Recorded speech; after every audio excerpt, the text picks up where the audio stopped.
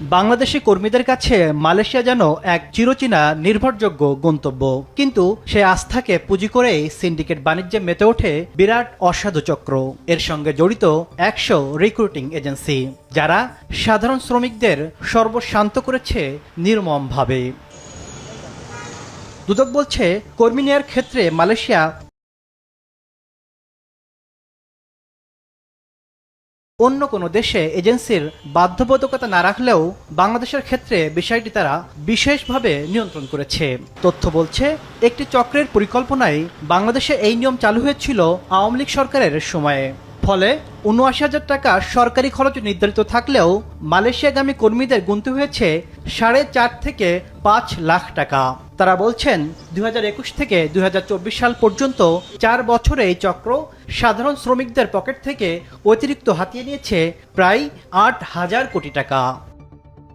এই সিন্ডিকেটের হোতা রুহুল আমিন স্বপন, বাইরার সাবেক সভাপতি বেনজির আহমেদ, সাবেক অর্থমন্ত্রী আহম মোস্তফা কামাল, সাবেক এমপি নিজামুদ্দিন হাজারী সহ প্রভাবশালী ব্যক্তিদের সংশ্লিষ্টতা থাকা ১০০টি এজেন্সির ২৩২ জনের বিরুদ্ধে মামলা করে দুদক। এবার এই ২৩২ জনের সম্পদের খোঁজে নোটিশ জারি করল সংস্থাটি।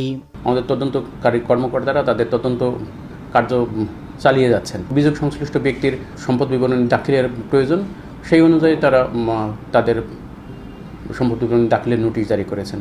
এদিকে দীর্ঘ বিরতির পর চলতি বছরই আবারও মালয়েশিয়ার শ্রমবাজার উন্মুক্ত করতে উদ্যোগ নিয়েছে বিএনপি সরকার। দেশটির সঙ্গে হয়েছে বৈঠকও।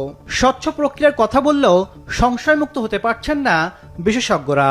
পুরোপুরি কিন্তু আমরা সিন্ডিকেট মুক্ত আমরা দেখছি না, কিন্তু আসলে কিন্তু সিন্ডিকেট মুক্ত হতে হবে, না হলে আপনার রিক্রুটমেন্ট স্বচ্ছ হবে না। এটার সাথে জড়িত ছিল তাদের কিন্তু আমি অবশ্যই মনে করি তাদের শাস্তির আওতায় আনা উচিত। অন্যদিকে রিক্রুটিং এজেন্সি সংশ্লিষ্টদের দাবি, হাতে গোনা কিছু এজেন্সির কারণেই বারবার বাংলাদেশের শ্রমিকদের জন্য বন্ধ হয়েছে মালয়েশিয়ার দুয়ার। অন্য কোনো দেশের সিন্ডিকেট নাই, শুধু তারা চায় বাংলাদেশটা সিন্ডিকেট হোক। তাইলে তারা তাদের ব্যক্তির স্বার্থের জন্য, তাদের গোষ্ঠীর স্বার্থের জন্য তারা কিন্তু বাংলাদেশটাকে সিন্ডিকেট করতে চায়। আর এই সিন্ডিকেট করতে চাওয়ার কারণেই বাংলাদেশের শ্রমবাজারটা উন্মুক্ত হইতে বিলম্বিত হচ্ছে। সম্ভাবনাময় শ্রমবাজারে ইতিবাচক দৃষ্টান্ত গড়তে যোগ্য এজেন্সিগুলোর কাজের ক্ষেত্র উন্মুক্ত করার উদ্যোগ নেওয়া উচিত বলে মনে করেন বাইরার সাবেক এই নেতা। বাংলাদেশের শ্রমবাজারে এরকম আর কোনো সিন্ডিকেশন হবে না। তাসলিম তৌহিদ, সময় সংবাদ, ঢাকা।